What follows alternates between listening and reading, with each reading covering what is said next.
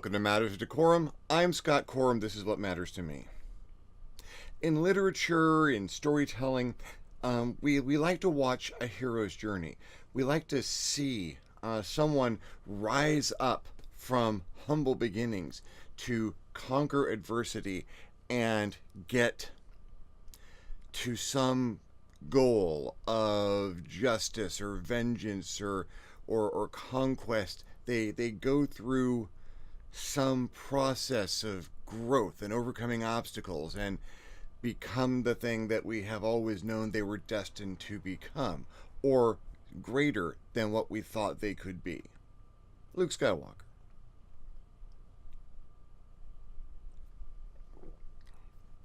In role playing games, that's sometimes hard to achieve. Because you rarely make a character in a role playing game to not be competent at what they try to do. You want to have a character who will succeed more often than not, ideally.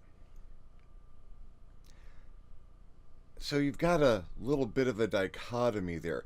There are people who will deliberately take characters who are weak in an area or so, and that allows them some room for growth. You always want to see some growth, but you also see that tendency towards developing competency.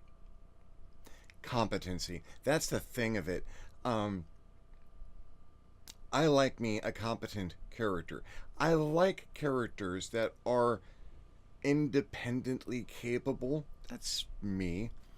That can start from just about nothing and get to their goal with just their wits and their hands and what skills and knowledge they have, which is generally pretty encyclopedic. But it's hard to take a character like that on a hero's journey because you're practically already there. As the journey isn't about developing the journey. The journey isn't about, I want my storyline to become more aggressive and complex as time goes on. The hero's journey is about the hero, a heroine, and how that character grows. Systems like Dungeons and Dragons and other level-based role-playing games do have a good facility for simulating this, because your first level character is far less competent than your 10th or 20th level character, because you are developing your bonuses to your rolls and your skills ranks and your feats, if you're going with feats, as you go on. Most role-playing games have some ability to do this. You can start characters fairly competent in Victory unless you have more of a street level campaign where you've got a smaller starting budget and can't get as many of the cool things to begin with. You can make less competent characters, but few people do. Even a first level D&D character, if you put together a party of 4 or 5 people, you're going to have most of your bases covered, especially if they make the characters together a good session 0 where everyone sits down and decides what their characters are going to be, what they're going to make, and how they're going to interact. And deciding, well, you've got that area covered, maybe I can do this and you can do that, and maybe not as an individual, but as a group, that party has sufficient competence.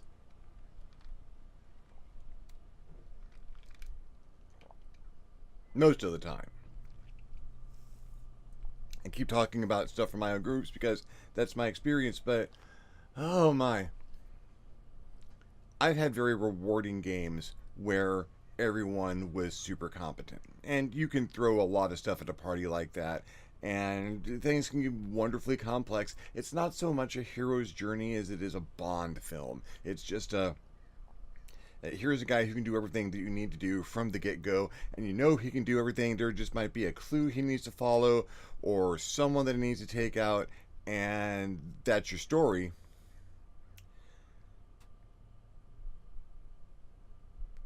My Wednesday night group has a number of them have never played a 5th edition D&D or B a good 5th edition game. And after a couple of discussions in the group about the problems they have had with DMs, what am I going to do? Not run a D&D game for them? I can't do that. I can't say, oh, well, it sucks that you guys have had poor experiences with your D&D games. Let's not remedy that. I can't. That's not me. First level characters. I recently made a map for my games at the game shop at the mall. So I whipped that out, and we'll just go through this map. We'll do this set of adventures.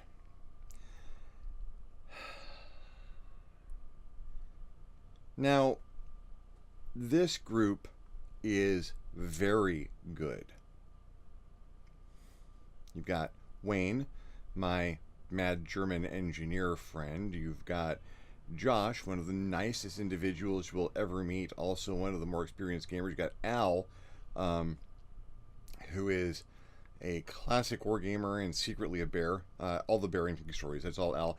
And Andrew, my son, who is almost beyond explanation. He's like me, but taller and with better life choices. They make characters. They do not confer with each other, more or less, on the construction of these characters. That is super important. So stepping into this brand new land with no experience under their belts, we have 2 tieflings, a half-orc, and a high elf. We figured the 2 tieflings and the half-orc are using the high elf, Andrew's character, as kind of cover. He kind of balances out the social difficulties that the rest of the group might have. And they get into this land where most of the heroes have left to do something else, and people are fleeing from another continent to come here and be safe. So there's a lot of migration happening, and their stuff. Go do it. I didn't lay much into the background for them. They'll discover it as they go along. Well, they score themselves a cart and are asked to go and acquire some foodstuffs so that they can bring it back because the people at the port aren't being well fed. And they start on their 2-day journey. Now, D&D 5 is amazing for a number of reasons. One of my favorites is that there is a background to the characters. The characters not only have a class, which is, you know, what they're doing, what their job is, what their function, what their MOD is, but they also have a background, what they were raised as, what they were trained in, what their family and home life was like, in what they were, a hermit or a scholar or an entertainer, charlatan, street criminal. Good stuff. So the characters had a bit of a backstory to them. I've been in magic schools my whole life. I was a hermit and went to a monastery for a while to learn to control my rage, and it didn't work out, and they asked me to leave. And now I've been in a carpentry shop for 60 years, practicing my archery and my art and making chairs. The map I've created is laid out in days of travel. In fact, it worked out pretty well that as I designed it, 1 inch on the map is roughly 1 day of travel. They were moving a little bit faster than this, but they were 2 days from the nearest settlement. They had a night of camping.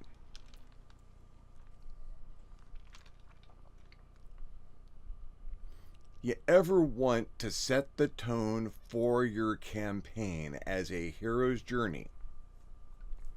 You take 4 characters who have not spent a lick of time having to fend for themselves in the outside. These are city folk.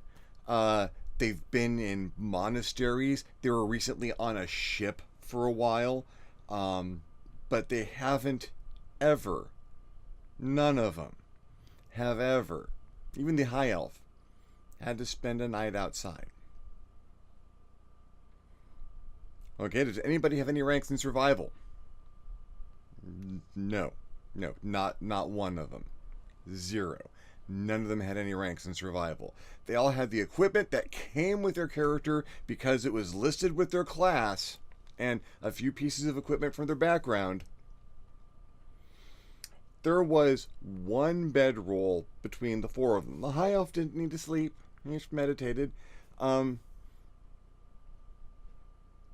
They didn't really know how to build a fire. The high elf kept them alive. He did a little hunting, and because he knew how to shoot. He knew how to shoot. He's got a bow. He's got a very good bow. He made it himself. And so he finds what little game there is in this scrub land, brought it back, and then they put it all on the cart, and they sat around and looked at it and going, okay, we know that somehow these dead animals become food somehow. The half-orc could have just grabbed a couple of pieces. A half-orc barbarian, so yeah, cooking is for grubs. And they worked out fire, kind of, because they had torches. There was some flint and steel in there, so they figured they could light torches, and they could kind of cook the meat on the torches. They figured out a little bit about how to take the parts of the animal that they could eat away from the parts of the animal that they couldn't. They didn't all have knives. They had a night of trying to figure out the hell was going on, trying to keep a torch lit because they couldn't really build a survival fire because they didn't really understand how and what you did that. These are people who were in a society that there was no Bear Grylls to show them how to survive in the wild. They hadn't had that kind of training growing up. They were on their own in the wild for a night, and it was amazing. It was, you were watching characters on their first night out. One of them, the elf's like 90 years old, so he'd had some life experience. So it made sense that he kind of got that you needed A plus B to make C. Okay, meat, not fur, plus fire makes dinner. They worked it out. They were paranoid and shaking and trying to spend, and there was no roof. There was no roof. There was a cart. They slept under the cart. The elf meditated on top of the cart. I forget which one of them had the bedroll, but the bedroll went under the cart, and they stayed under the cart, shivering all night.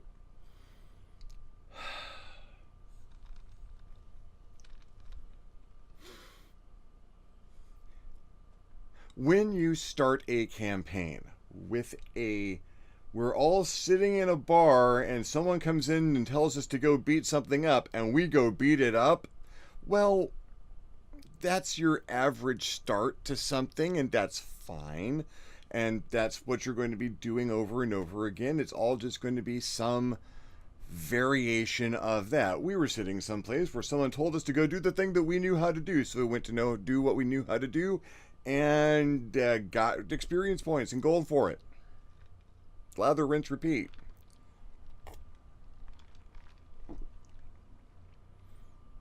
You have a 2-day cart ride to the nearest civilization, and none of you know how to spend the night in the wild. Where can this campaign go but up from here? That was one of the best starts to just anything I have seen in a very long time.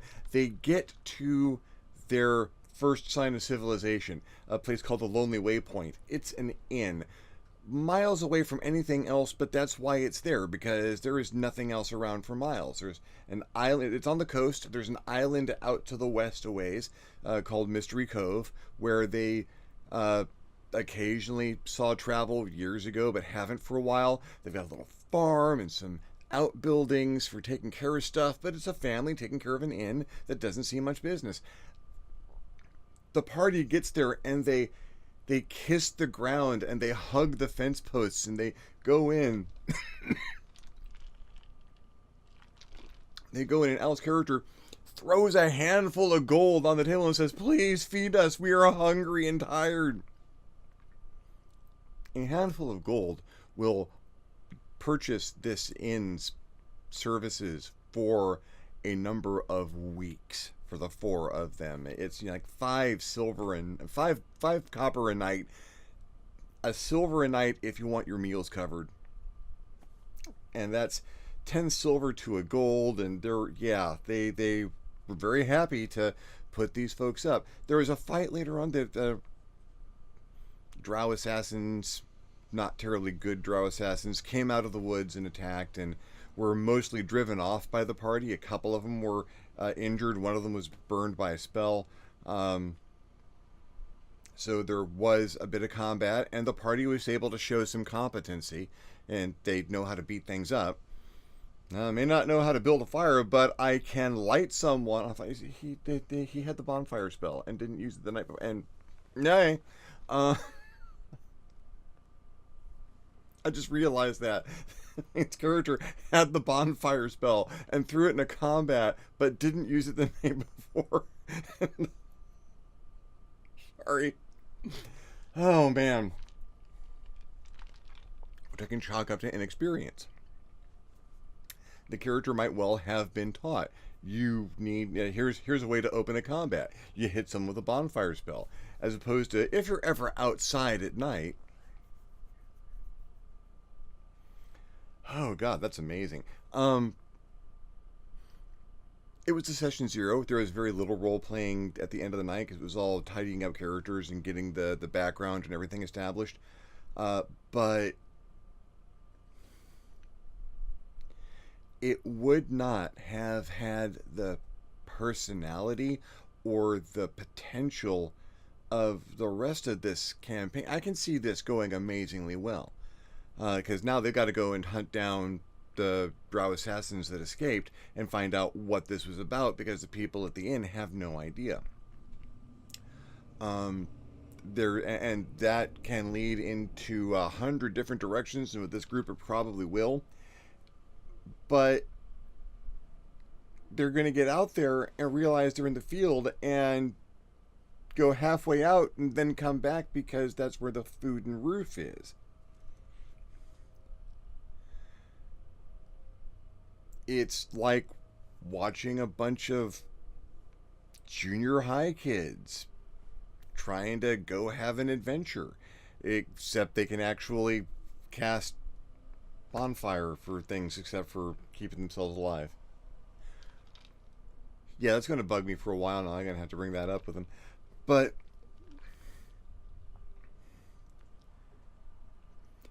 that is how a hero's journey starts. It's not the hero's journey because they're the hero at the beginning of it. It's the hero's journey because it is the difficulties that they face and the growth that they go through while they are on this path that makes them a hero. And you can't have that if they don't start at base level as something less. Someone who is hiding under the cart from the sky because there's no roof. Someone who carves points on his torches because you put that in the meat to light it on fire. I don't know what I'm doing, but hopefully this is edible.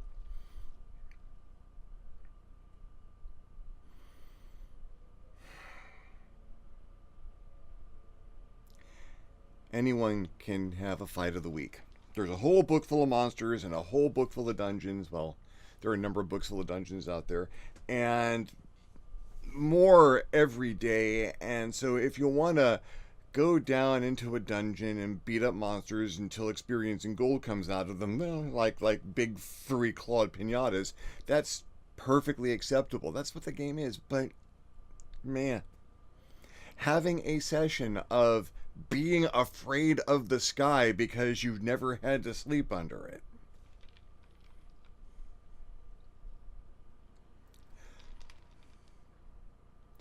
The hero over his journey, or hers, will develop courage and resourcefulness. They'll pick up companions and allies.